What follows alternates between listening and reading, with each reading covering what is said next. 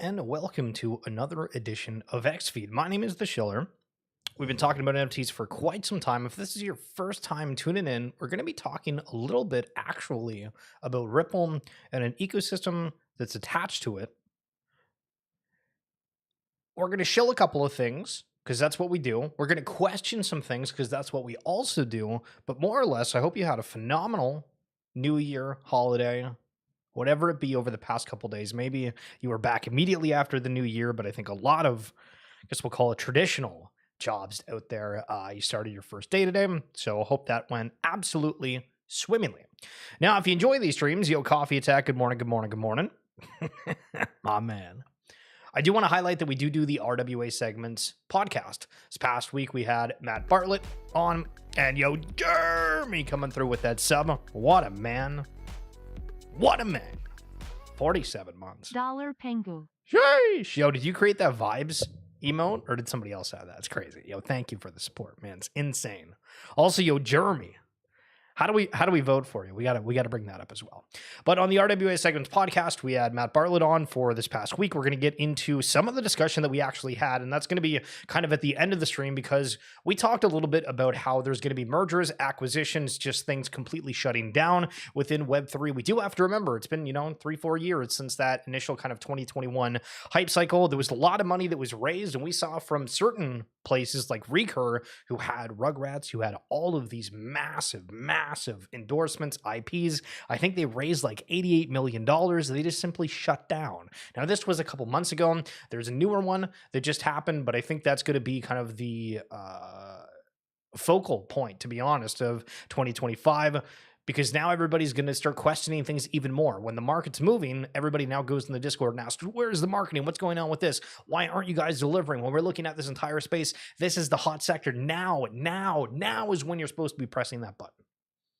And some are, some aren't. Some are about to, but some don't really have that plan.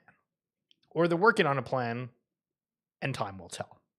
But thanks so much for tuning on in. Okay, so I want to start off here with this one being super odd, right? And we've done a phenomenal job of finding just the randomest things to highlight to you. But let me go back and tell a little bit of a story.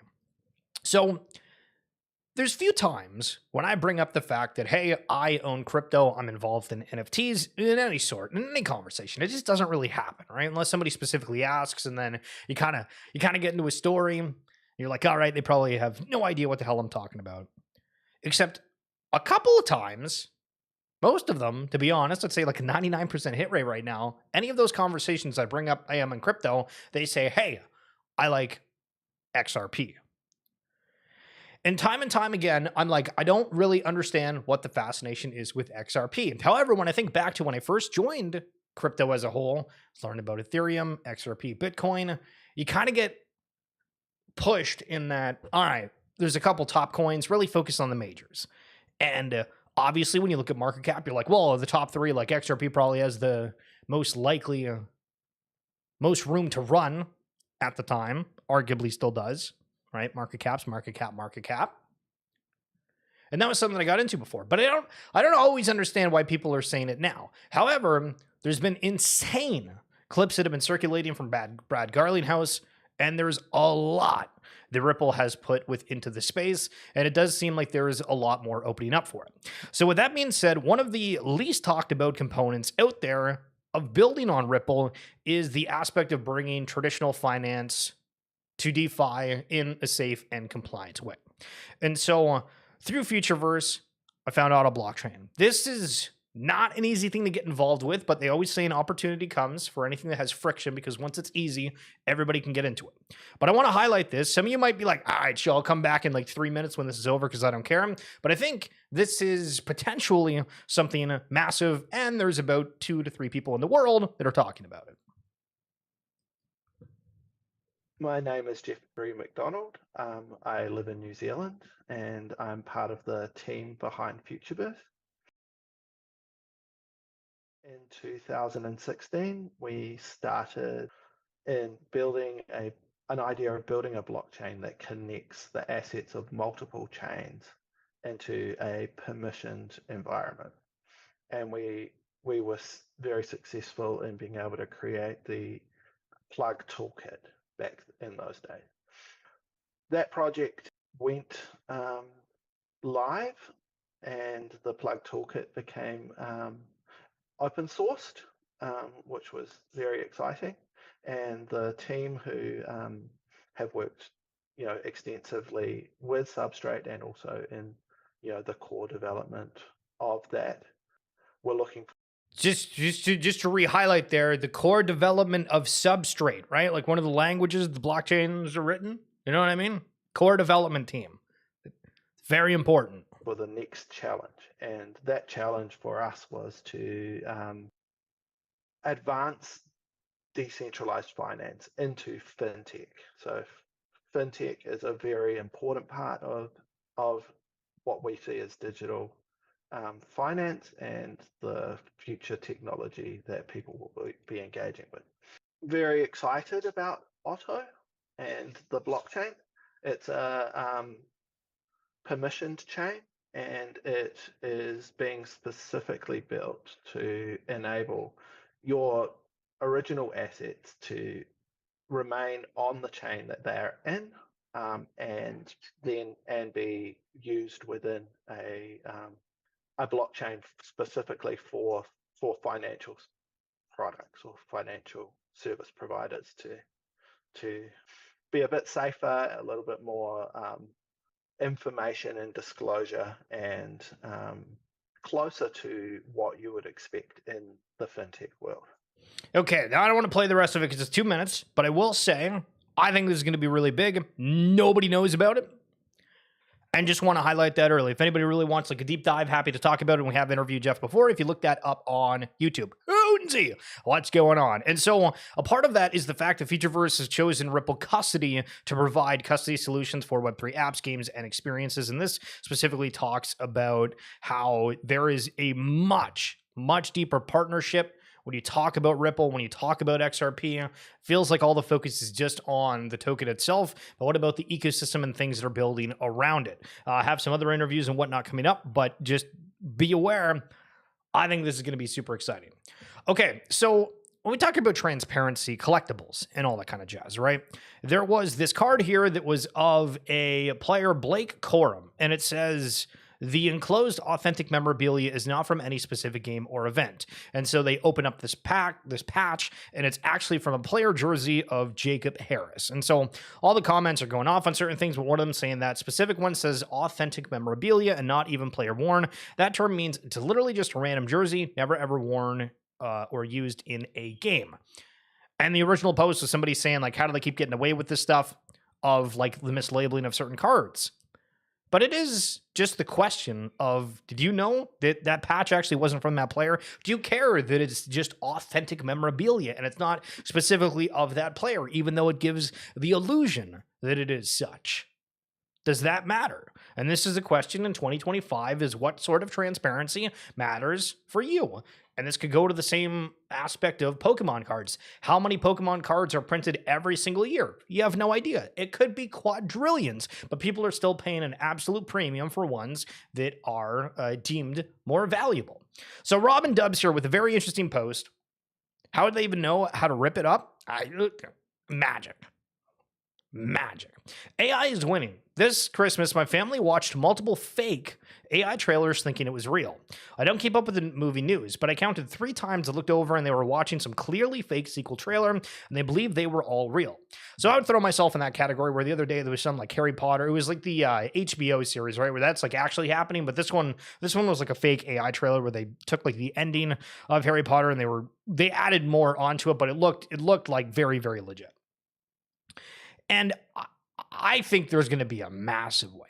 I think there's going to be a massive wave of this AI transformation. I think the most interesting component of it from our point of view is just how is this going to relate within crypto? Is all AI rails going to be on crypto for some sort of transparency? YouTube, if you go on certain videos, you'll see that it now pops up saying, hey, this was AI content generated, where YouTube now asks people that upload. I have to do like a check mark of yes or no when I upload anything. And it's the same on TikTok and other social media platforms. So that's the new hashtag ad, is hashtag AI generation.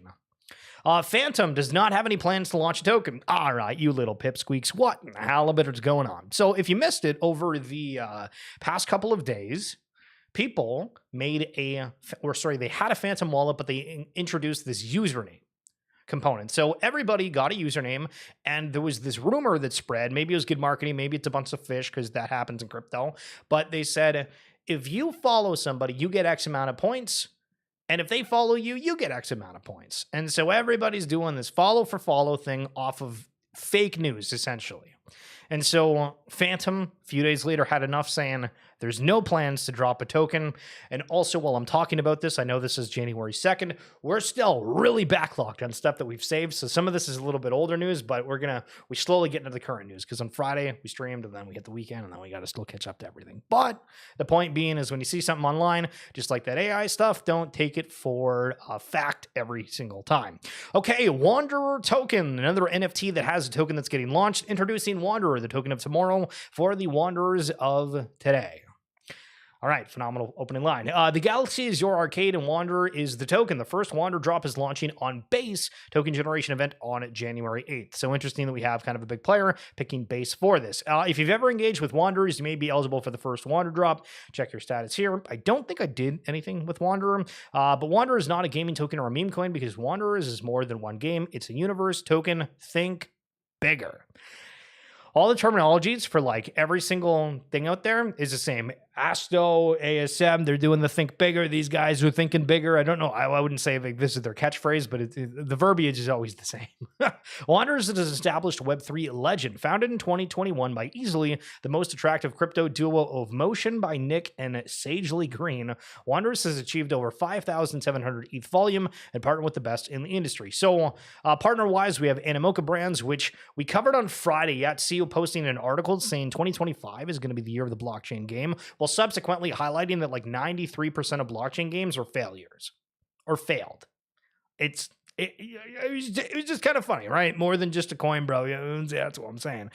Treasure is a part of a GameFi venture is base. The G3. I want to say like that's like the Game Awards. I don't know what it's actually called. Mon Protocols. So that is relatively big. We have IMX, Blowfish, Macroverse, Game 7, and OpenSea. The universe includes 4 key pillars: the community, collectors, gamers, and creators.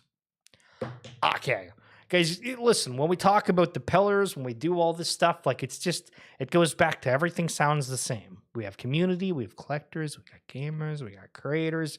It's the same for everybody. Wanderer fuels this universe by empowering platform and games, providing players with opportunities to engage, earn, and spend within the universe. Phenomenal. Wanderer in good distribution, 40% to the community. Team gets 13%, Treasury 15%, strategic partners 10%. As a universe token, Wanderers has a variety of utilities. Okay, and Lindsay, before we get into it, what do we think? Yeah, there's a bunch of logos to make it look official too. True. Staking for more rewards. So does everybody. In-game purchases and on-chain minting. So does everybody. Premium tournament pools. I don't know if everybody's done tournaments, so that's, okay, credit. IP plays, including AI, NFTs, comics, and more. I have no idea what that means.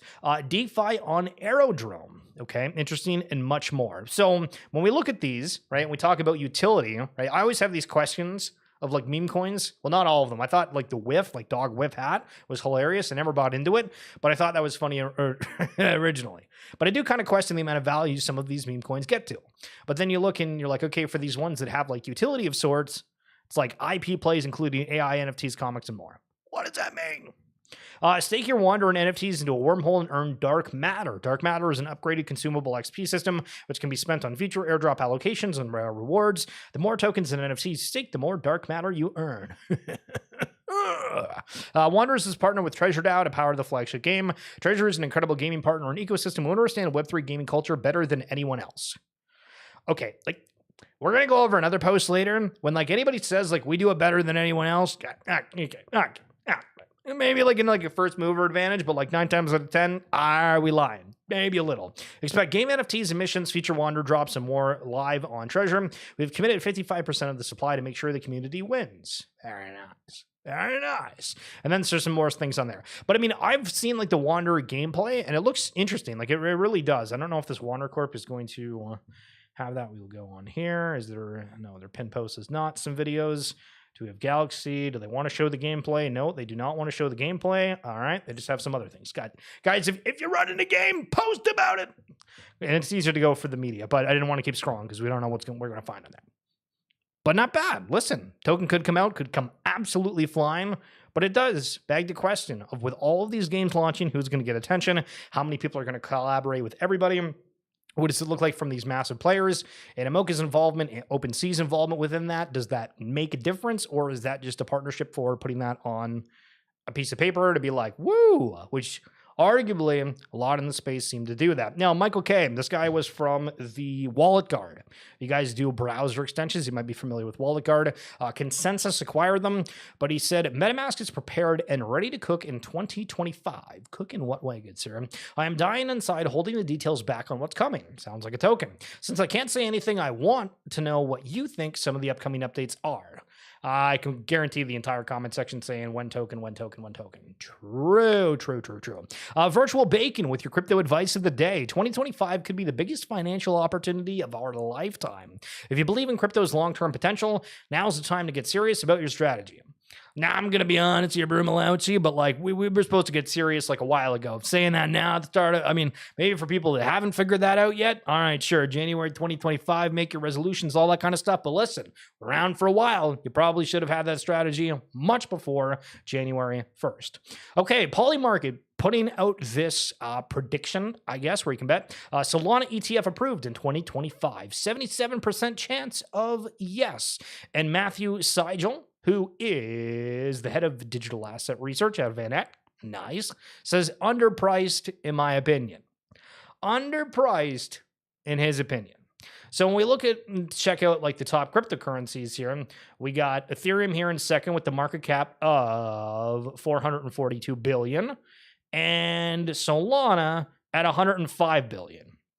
So what's that? I mean, that listen, from sixth to second spot, listen, if we get there, or if the entire crypto market moves, there's a lot of reason to be bullish on that, but things as a whole, in my opinion. IMO, CAC W. All right, GTA 6 officially launches this year on PlayStation 5 and Xbox Series X and S. Guys, are you excited for Grand Theft Auto? It takes me back to when FaZe Banks, if you guys remember, we played the clip a while ago, but he was out talking about how, crypto, the metaverse, all this stuff, it's going to be like you're in Grand Theft Auto, and there's tokens that are part of it, and it's an actual online community and job and everything else. Imagine if that does come to fruition. That'd be crazy. Okay, so there was this big blow up, right? Everybody's freaking out of, this thing was shady in the past. What's going on with this funding? Why did this team do this? What's going on? Yada, yada, yada, yada, yada. And so there was a comment from JPEG Flicker saying, I've heard they don't have the dollars anymore. This is speaking about Yuga. And the treasury is close to dry. Maybe one of them would clarify it for us. Former Yuga employees sure have a lot to say these days. All right, a little bit of spice on the timeline, but current CEO of Yuga Labs goes out on the timeline to correct the statement saying they don't have any money left. Any former Yuga employees would not know anything about how much money we have, to be honest. We have more cash than any other NFT project as far as I know, and it's not close. I think there was a lot of questions about the previous leadership and what happened on that front regarding all the money, but they still have it. But as you just explained, that can be a curse. People think you can throw money at every problem instead of grinding. If we spend like we did in 2022 and 2023, pitch dark coming absolutely through with a triple bang. Apes dead. Listen, pitch. What's going on, my guy? How we doing? We playing little Rivals later? Appreciate you. You're insane. If we spend like we did in 2022, 2023, when royalties have gone to zero, that's just dumb. So that's a big conversational point too, is that royalties did stop. So why would collections do anything? If I showed you how much previous leadership paid for our most expensive activations versus the ones that actually moved the needle the most, you would lose your mind. Okay, so they did spend a lot. True. You also can't throw bodies at problems because they won't be aligned or have urgency to execute. I'm building Bored Ape and Other Side and Redacted to be massive, not just for this bull run, but so that even if we F everything up, we get major swings at bat 5 years from now too. to, making sure that we don't spend too much. Different mindset when you can accept being down for a season of it when it means winning long term. So it's interesting when we're seeing these people on the timeline, right? These notable individuals before 2025 and now in 2025 talking very, very bullishly, being open about what they have in terms of capital, that they weren't really, do you really need to be transparent on that sort of thing? It's like, hey, it's our business. We're still working on it. We got money, all that other stuff. Now, there was also another post from Gargett that was talking or quote tweeting something from Mike Dudas, was talking about how Morgan Stanley is now getting involved in crypto trading, and Gargett just throwing some grease on the fire, trying to burn Morgan Stanley. Pretty wild, since Morgan Stanley was so active in debanking crypto founders. So if you haven't seen on the timeline, there's all these reports about how like the choke point 2.0 on crypto was 100% real. They were trying to slow down Bitcoin activities. There's all these documents, all these things that came out for it. And I mean, being in this space, we're all like, okay, this seems like kind of weird, right? Like the market's like actually dying type deal. And now we're in 2025. Things are breathing a little bit, and the perspective, markets, everything look very, very solid. Please God, no rivals. It's unbelievable. Just going to be a bunch of yapping for y'all to go 1-to-1. I mean, true. Okay, so this Alt Stanley Cup account says, why is NHL viewership dropping? And we've talked about this before where it's just impossible, right? Like if you're interested in watching soccer at all, depending on the amount of leagues, you got like 4 different subscriptions. You got Fubo TV, you got Apple TV, you got DAZN, all these different things. And I'm just speaking from like Canada's, where I think in like the US, like YouTube TV, you guys have all these different things. But same for NBA. You have to, buy the NBA pass, or sometimes you get the games on your local broadcast. If you're, the national broadcast on your local major sporting network, where in Canada, it's like Sportsnet and TSN are basically the only two for that. However, for NHL, even if you buy the full like NHL all center ice is what it's called, half the games are still blacked out. Like if I want to watch the Canadian teams, right? If I want to watch the Ottawa Senators, Toronto Maple Leafs, Edmonton Oilers, Winnipeg Jets, Vancouver Canucks, Montreal Canadiens, I'm probably forgetting one. We have to friggin' miss all of them because they're all blacked out. And I have no idea why. And there's like actually no way for me to view these games unless I go out and am local to those specific areas, which makes no sense whether I have it on like the local cable, whether I have it through the paid version of the app. The NBA doesn't have that issue. And it just, I don't know. I feel like sports are in a really weird spot that way. I'm just losing my marbles. Okay, so we've talked a little bit lately about how streamers are talking about NFTs, crypto, and all that kind of jazz. So I was watching a League of Legends streamer, and this was like back in July of last year. So this was a while ago, but I have bots that like certain tweets. It's really freaking weird. You guys probably experienced it too, where this whole thing, you're like, oh, that's interesting. That post got liked. I don't know why, but this is somewhat relevant. So this was sponsored by Rec League. And I want you to put on your student for a day uniform. All right. So you're a student for a day, looking to be impressed. And Rec League, which is a Web3 game that was associated with Yuga Labs that made a whole bunch of money, is like, hey, we're going to hire you as our marketing team. And you say, phenomenal. I'm a student for a day. You want to hire me for a day? Nice. And you decide that you are going to place an ad about Rec League. But what do you have as this ad? This thing that says, what was the name of the first Rec League leaderboard tournament? Number 1. Who the hell would even know what that is when the game like barely was like big outside of the people minting it? Nobody would know that at all, right? And then 2, how does this make people want to try the game out in any capacity? Right? Like maybe show me a couple of different images in the NFTs, be like, which one do you prefer? Okay, cool. Go from there. Bang. Go to the next one. Like what the hell is marketing in 2024? Now it's 2025. So we can, maybe that's acceptable now, but that is just stupid with a capital of stupid. Okay. Phenomenal. Gulham,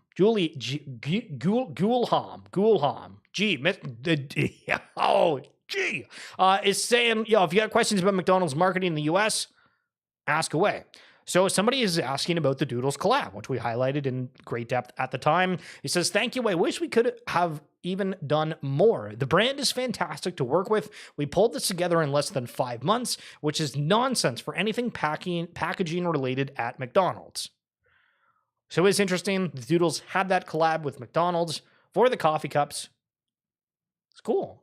I'm curious, like, does it continue now? Like, I mean, I guess it's still winter, so it's like the entire winter month. I don't know if it was only for Christmas, but we'll see what's next for Doodles. So Smoot made a great post, and I vehemently agree with this. I think that, like, unless you have various conversations, this will relate to you or it wouldn't, depending on like who you've talked to or kept in touch with over time. But man, the bear market really broke my group chat. Market's probably like 4 months away from glory, and that's still that chat is still a ghost town. Guy who got me into crypto bailed in 2022. Every so often, this one dude pops in to ask how his shitty 2021 NFTs are doing. I love them, but it's sad. I agree. It's one of those things where you're involved with it. Some things go well, some things go poorly, but there's like a lot of people that just aren't involved with NFTs, crypto, or anything. Like one of the guys that got me into all of this stuff, I don't think he does anything and just like thinks very poorly of the space. Now, is that because they bought something that didn't do well? Is that because they just, didn't like the market? Is they got shaken out at a point? There's all these questions that we don't really know, and everybody's situation is completely different. But there's a lot of chats and things that were once very vibrant that are just not anymore. Guy describes a show over it. Nah, that's cool. Listen, all the boys are in Marvel Rivals. Nah, we're vibing. You're crazy. But I mean, there is people from there that aren't as active within the landscape at all. And I've seen people like pop in and occasionally make a chat here or there, and it's cool. But I think we forget how many people just don't care about anything right now. Okay, Justin Trombone, saying if you have a kid playing games on a phone, Switch, PC, etc., it is plain as day. Or if you're somebody who's addicted to Marvel Rivals, yo, what's going on, Unzi, bitch? How we doing, yo, Jeremy? How we doing? They're saying this generation is obsessed with digital goods. I'd also say that I think other generations are as well, but more specifically the younger ones for sure. NFTs are the future, and they aren't making more old ones. Do what you will with this information. Things change fast. So, I mean, is this talking about specifically CryptoPunks? Probably. But the historical NFT component, right? When all these narratives, we'll see what happens. Okay, so I mean, I might save this till the end because I wanted to actually sit down and watch 5 minutes of the Wilder World trailer, because before we did it for a minute or 60 seconds. But we'll give it a little bit of a longer go here in a little bit. Okay, so on the Wanderers post we talked about a little bit earlier, they were, talking very bigly about how we're the only ones in Web3 that know the culture. Wild statements, guys. I love the fact that we're trying to talk bullish out here, but we got to be somewhat self-aware. The people that aren't maxis of a certain collection are going to read this and they want to not think that we're complete lunatics. True. Okay. So Wabam, who's a part of the Ape Chain team, is making this tweet. I'll only read the first two parts of it. The Ape Chain team is cooking activations and partnerships that will have thousands wanting to join our community. Okay, I love it. Phenomenal. The type of activations that nobody else in crypto can pull off. What are you doing, man? I just don't understand why we say nobody else can do something. Okay, maybe you're the first person that can do it. Maybe other people have completely failed on it. But is this, and I could be so wrong. This could be when people, have you ever seen those videos on YouTube where they have all these drummers? They have 1,000 drummers. They have 1,000 guitarists. They have 1,000 vocalists, and they play some old Linkin Park song together. And have you guys seen those ones? What a banger videos, right? It's okay, maybe in that situation, there's 1 or 2 people in the world that could pull off doing that, because that sounds like insane organization, pulling all these people together, getting them over there, doing all this stuff, right? But I don't know if we can say that nobody else can pull these things off within the space. I don't like the verbiage that we're using out there. Yo, Wicked, what's going on? Is Gokina or whatever his name was still pop around? Yo, Gokina still around? Dude, I remember Gokina hitting it huge on certain NFTs and then being yeah, it's got to go through my parents' bank account or something. And I'm Jesus, imagine having a kid and the guy hits $1 million on NFTs and you're how are we going to deal with this?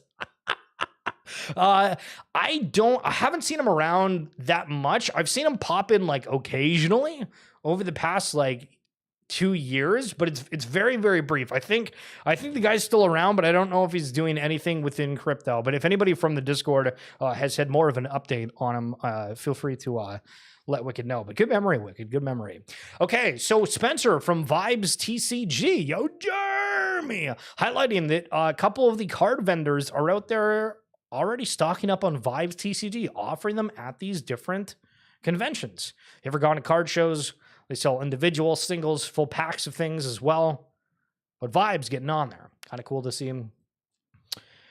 Okay, so also the state of marketing in 2025 is talking to an AI agent. Now, I have nothing necessarily bad to say about this per se, except for the fact that Camel always shows Sugartown and they're geo-restricted in Canada, so KEKW, whenever I see his posts. But he got into a fight with this AI XBT agent, like essentially like trash talking his collection.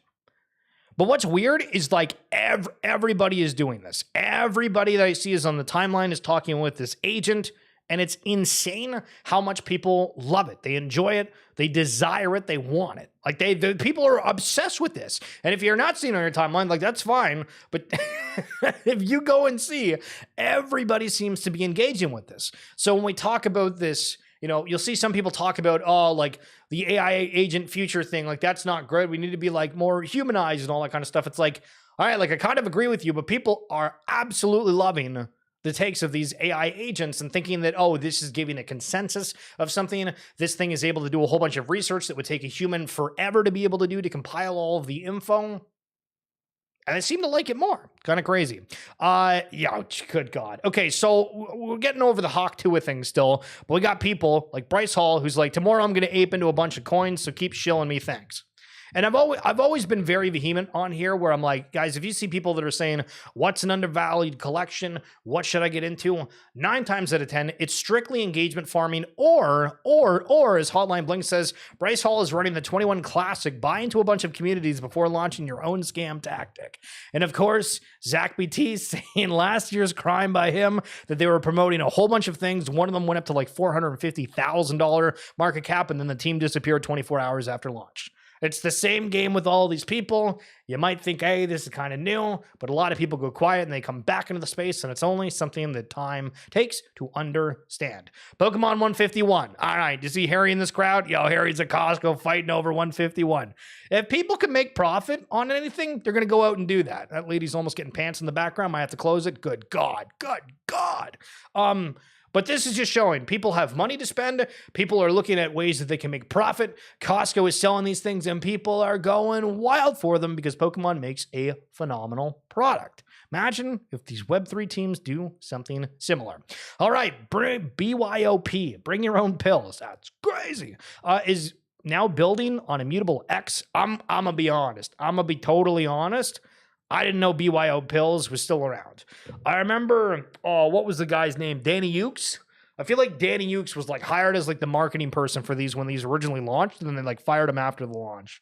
I think. I don't remember exactly. But it's wild to think back to some of the earlier days for these collections, but they're doing stuff on Immutable X. These were, from my understanding, pills that were like supposed to give you like trips in certain gaming experiences and whatnot, where like you entered it, and if you've ever worn like drunk glasses, it would do that, or it would have certain filters on it, right? If you ever use Instagram and it's got like these light dark filters, but imagine it's like, oh, it's some strobe lights, it's fireworks, it's you're underwater, all these different things. Like that was the whole idea with it originally. But checking this out, Vibe is here introducing BYOG Achievement Volume 1. Buy, trade, and collect different items in the BYO ecosystem, to complete achievements, earn badges to boost your total Vibe score. Your Vibe score will play a key role in your experience in the future of BYOP. What the hell is this? I can't even read like the lettering of this. Geoverse. Terraforming. Own your piece of land in the most anticipated Bioverse open world game. Your land will grow resources necessary for players to roam the world and its fine treasures. Guys, why do all these websites just absolutely suck? These are terrible. Like I don't mind like the images in the background, but you can't read half this stuff. It looks terrible. This doesn't even make sense as a word, and this isn't like a good sales pitch whatsoever. And listen, I understand that I sound like I'm fighting other collections, and sure, I don't own these things. I'm really not wanting to. If I can look at this and say, hot damn, this is the greatest thing since sliced bread, I'm down for it. But I can't. I friggin' can't. Now, what I can do is highlight how people that are celebrities that stick around in NFTs, listen, respect. Respect. Von Miller, if you guys remember Artifact, again, the collection that Nike ended up shutting down, but the NFL player actually has one of the Artifact avatars as their profile picture, so is kind of interesting. And I think if we went and looked, we'd probably find some that do have other various NFTs out there, but if you care about celebrities, well, that's kind of cool. Okay, so we talked a little bit earlier on the stream about the RWA Segments podcast. And again, if you guys like the stream, I would love for you to check out that podcast. Link is in the description below on YouTube or in my bio on X. You want to pause the video? Go click that episode to be able to switch to after. Yeah, I freaking love you. Okay. With that said, one of the conversations that we had on there was the fact that I think there's going to be a lot of acquisitions and mergers in this year because of the amount of time it's been since a lot of funding and hoopla has happened where it's like, all right, 2025 is your put up or shut up. So Quid makes this announcement saying, "Dear Quid community members, it's with a heavy heart that we share the news of Quid's closure. Since our beginning, we have been honored to build a space where collectors, artists, and enthusiasts could come together to celebrate the vibrant world of digital collectibles. Your creativity, passion, and unwavering support have been the heartbeat of Quid, and for that, we are forever grateful. Every interaction, every piece of art, and every collaboration has left an indelible mark on us. Activated. Filling us with both gratitude and inspiration, it has been our privilege to witness the incredible community you built, a testament to our shared love for creative and innovation." As why are all these things sounding the same when you're absolutely pulling the rug? Crazy. But what's Quid? The original digital collectibles marketplace with 350 plus licensed brands. Collect, open packs, flip prints, and mint. Sign up today. So we go here. All right. What are we doing? It's blocked. Phantom believes this website is malicious and unsafe to use. Okay, so we can't even look at it. Can we see what this is? Because I genuinely don't know what the hell Quid is before that. Flesher Studios, Betty Boop. Okay. Care Bear. Oh, so is this what took over for Recurve? Because Recurve had at least the Care Bear aspect of it. And so this is kind of a question, right? Is when you have these different IPs that are out there, oh my God, they had SpongeBob. Quid had SpongeBob, and nobody told me about this. What are we doing? But you have all these IPs, and they're like, okay, we want to do something within the digital asset space. One, because, money. Two, because, it's the future. And three, more money, right? Phenomenal breakdown. Thank you. I'll pat myself on the back for that one. But a lot of these things, if they don't have the user base to continue, having the IP is okay to a point, it's needed, right? But if you're not giving out a good product or something that people are wanting to spend, this seemed like these were smaller collectibles that were relatively inexpensive for the most part, where it's digital stickers, and it looks like people just want more of that. But that's tough that Quid is no longer. Okay, let's sit down. We'll watch 5 minutes of this Wilder World trailer to give an actual take on it.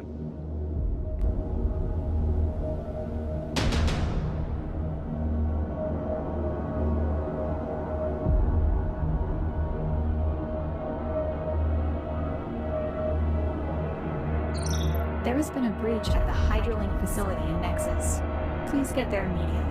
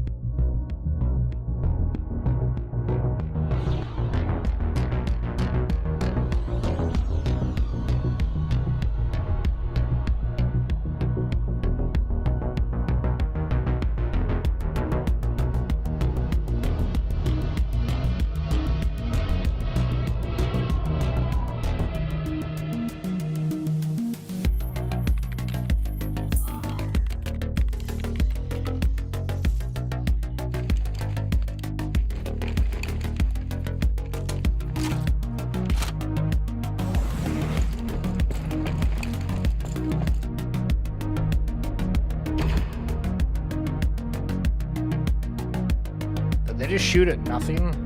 I don't get what that was.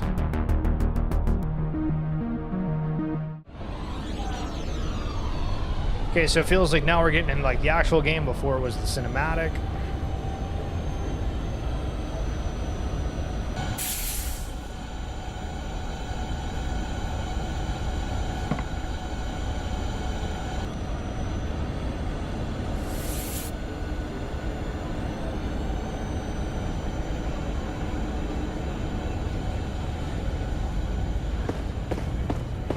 That car engine was kind of annoying to listen to.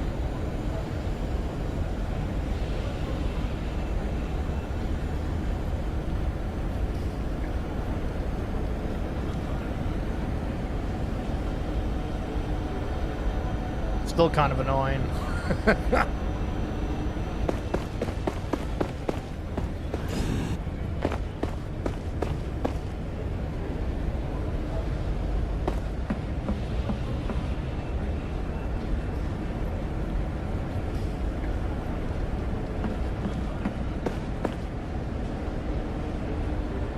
Am I crazy, or is there like a really loud hissing sound? Why is there a hissing sound throughout that entire thing? Am I crazy? I only turned down my headset.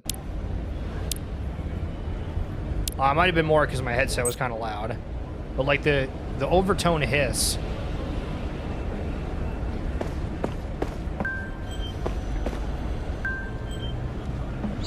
Please get your weapons at the armory. I have marked the nearest location.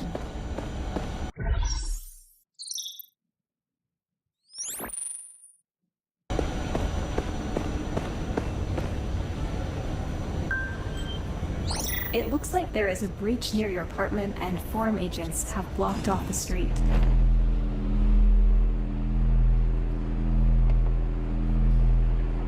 So if this is like an open world, it'll be very interesting to see how the details of everything are. Right? Like imagine having other people walking throughout this. Like how high definition this is too. Like some PCs would absolutely fry. But obviously there's graphic settings.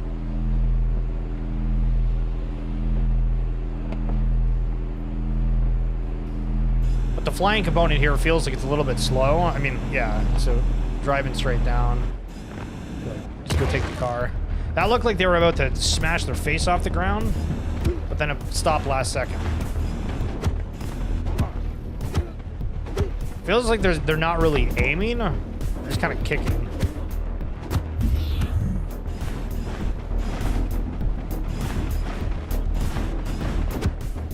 It kind of feels like the...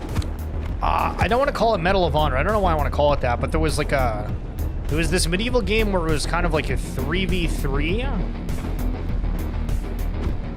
Some people had massive weapons, some people had smaller ones. I didn't remember it, but that interface kind of reminded me of it. And then you have the WWE move. All right, interesting. There's 5 minutes of that. I don't know. It just... The fighting felt like a little off for whatever reason. Not exactly sure if it was like the being able to target. That actually might have been it, because you weren't able to target anything. You were just like, it looks like you hit a button and then your character just went to like whatever was nearest. Anywho, that's going to be it for this edition of X-Feed. Yo, Jeremy, what an absolute friggin' legend. Hoonsy as well. Appreciate both Yo, Jeremy and Pitch dropping through on those subs. Wicked. Don't know if you're still here, but thanks for coming along, good sir. And Coffee Attack earlier. Holy smokes. But Hoonsy, Pitch, Dark, Yo, Jeremy, Coffee Attack, Buffalo is here as well. Phenomenal. Have yourself a good one. We'll see you tomorrow. Bye.